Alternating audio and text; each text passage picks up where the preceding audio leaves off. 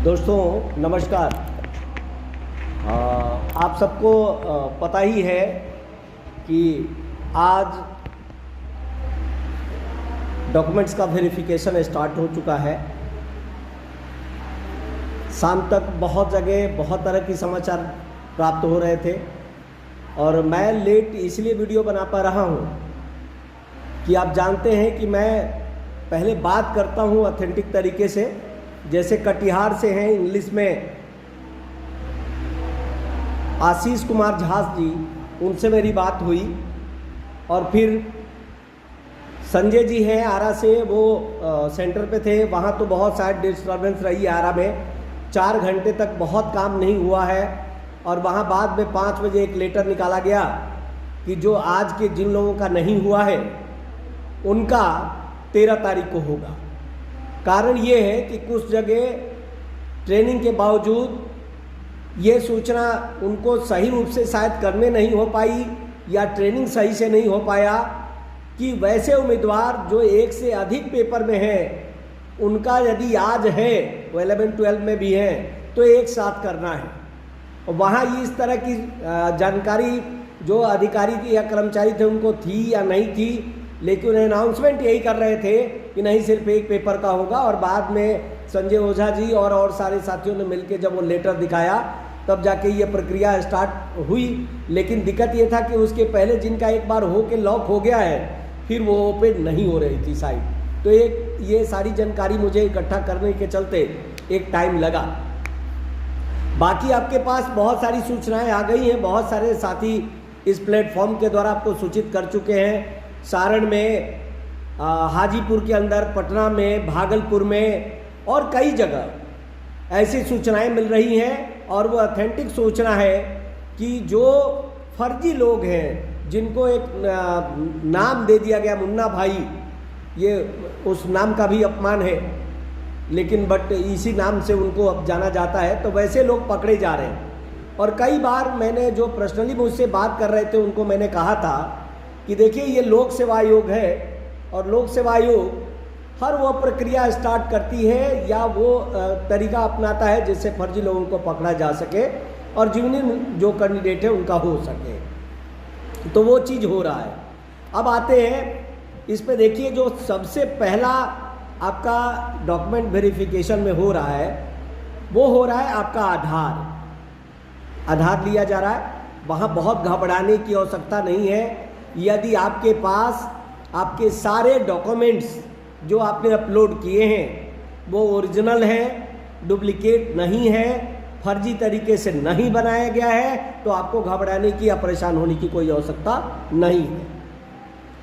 उसके बाद सारे डॉक्यूमेंट्स जो आपको चेकलिस्ट बीपीएससी ने जारी किया है उसके अनुसार अरेंज कर लेना है।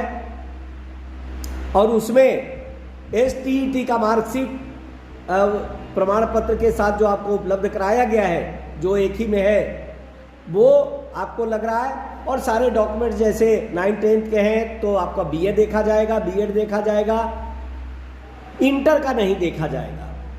एज के लिए आपका मैट्रिक का देखा जाएगा, निवास प्रमाण पत्र है वो देखा जाएगा। और इसके साथ ही जो आपका, यदि आपने रिजर्वेशन के लिए क्लेम किया है, जैसे EWS है, EBC का आपने क्लेम किया या BC का क्लेम किया है, या आप महिला आरक्षण के लिए क्लेम कर रही हैं जो EWS वगैरह हैं, या आपने SC/ST के लिए किया है, विकलांग है, स्वतंत्रता सेनानी है, तो वो सारे डॉक्यूमेंट्स देखे जा रहे हैं। और यदि आप 11-12 के लिए हैं तो सीधे आपका पोस्ट ग्रेजुएशन और B.Ed उसमें इंक्लूड हो जा रहा है और वो देखा जा रहा है। तो ये एक प्रोसेस है। और उस प्रोसेस में आपको 2 प्रति, अपने सारे डॉक्यूमेंट्स की 2 प्रति बना लेनी है, फोटो स्टेट करा लेना है।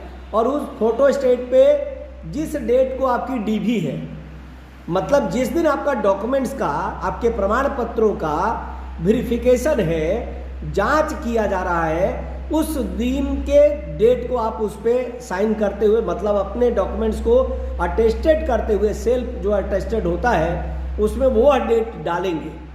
और उसके साथ 2 फोटो लेंगे। कहीं भी फोटो चिपकाना नहीं है, फोटो उसी के साथ एक जो ट्रांसपेरेंट फाइल आती है उसी ट्रांसपेरेंट फाइल में रख दीजिए, और रख करके बहुत तो टाइट ना हो, लूज फाइल हो, क्योंकि काउंटर बहुत छोटे हैं, तो वहाँ उनको उसमें दोनों फाइल में आप फ़ोटो दीजिए, और फ़ोटो लेंगे और उनके सामने वो आपको देख करके 10 से 15 मिनट टाइम दिया जा रहा है। वो उस पर टाइम जैसे फॉर्म भरने के समय टाइम चल रहा था वैसे टाइम चल रहा है, तो वो आपके सामने देखेगा और जब सारा कुछ आपका सही है तो वहीं लॉक कर देगा। लास्ट में सक्सेसफुली जब स्क्रीन पे शो करेगा कि आपका सक्सेसफुल हो गया है डीवी, तब आप एक बार उनको जो ऑपरेटर वहाँ होंगे उनको रोक करके और अपने वीडियो से अपने मोबाइल से उसका एक पिक ले लें, क्योंकि कोई रसीद तो आपको मिलती नहीं है, तो सबसे अच्छा है कि उनको बोलिए कि सर प्लीज़ मुझे एक पिक लेने दीजिए, तो देन वहाँ से उस सिस्टम से एक पिक लेके अपने पास रख लीजिए कि भविष्य में जब भी ऐसी कोई दिक्कत होती है तो आप दिखा सकते हैं कि आपका डॉक्यूमेंट वेरिफिकेशन हो गया है और वो सक्सेसफुल रहा था, और उसका ये मेरे पास प्रमाण है, मैंने उस समय फ़ोटो खींच लिया था। तो ये एक प्रोसेस है, और बहुत उसमें घबराने की या किसी परेशानी में पड़ने की आवश्यकता नहीं है। और उन दोनों पे मैं फिर आपको बता ही दे रहा हूँ कि उस पर अपना सेल्फ अटेस्टेड करना है, मतलब साइन करना है, और साइन करके वो डेट डालनी है जिस डेट में आपकी डीवी है। इतनी जानकारी है। और जो लोग ये कह रहे थे कि लोग नहीं पकड़े जा रहे, उसके बारे में भी थोड़ी सी चर्चा कर दूं। जो अधिकांश लोग पकड़े गए हैं वो स्टेट पास किए हैं। कुछ लोग ऐसे हैं कि उनका ग्रेजुएशन बाद में हुआ, कुछ लोग ऐसे हैं जो बीएड बाद में किए हैं। तो इसका मतलब साफ है कि जो लोग अपियरिंग वाले में दिए हैं वो पकड़े जाएंगे, और পकड़े जाने के बाद 5 साल के लिए डिबार कर देगा लोक सेवा आयोग, फिर किसी काम के आप नहीं रह जाएंगे। तो ये हिदायत है, जो लोग अपने बिना क्वालिफिकेशन को पूरा किए और उसमें फॉर्म भर दिए और फॉर्म ले लिए थे, इन सबको पकड़ा जा रहा है। किसी भी प्रकार की यदि आपने कमी की है और जब आप वहां जाएंगे तो पक्का आप पकड़े जाएंगे, और पकड़े जाने के बाद सीधे वहीं हैंड टू हैंड आपको पुलिस को सुपुर्द कर दिया जा रहा है, और उसके बाद आगे की कार्रवाई प्रशासनिक स्तर पे जो भी होनी चाहिए वो हो रहा है। और बाकी आपका तो वहाँ लॉक होगा नहीं, क्योंकि 3 ऑप्शन आ रहा है, उस 3 ऑप्शन के आधार पे वो वेरीफाई लिखेगा ही नहीं, तो वो सीधा वहाँ दे देगा कि डीवी आपकी नहीं हुई है कंप्लीट। स्वाभाविक रूप से आयोग ये समझ जाएगा और वैसे लोगों को डिबार कर देगा, वो सीधा है। तो ये सजगता जरूर रखिए, और उसी को ध्यान में रख के आप अपना डीवी, जो भी जिनमिन छात्र हैं सही हैं वो आराम से जाएं, क्योंकि इसमें अदर स्टेट वाले भी जो 19 का सर्टिफिकेट दिखाएंगे वो जाने वाले हैं, उनका होगा नहीं और वो पकड़े जाएंगे। तो ये सब कुछ है, इसलिए बहुत मुझे लगता है कि जो जिनमिन कैंडिडेट बहुत सारे बातों को लेकर संशय में थे, परेशान होने की आवश्यकता नहीं है। आगे आपकी स्मूथली ये चीज़ चले, आपको सुविधा हो, जो जिनमिन लोग हैं उन्हीं के लिए आयोग ने ये किया है। तो इतनी मेरे पास जानकारी थी जो शाम तक मैंने कलेक्ट किया था। सो धन्यवाद। आगे जो भी होगी वो आप तक मैं पहुंचाने का प्रयास करूंगा। ज़्यादा से ज़्यादा इस वीडियो को शेयर करिए आप लोग, ताकि जो दूर दराज के क्षेत्रों में बैठे हुए लोग हैं उनको भी ये सूचना मिलती रहे। धन्यवाद। शुभ रात्रि।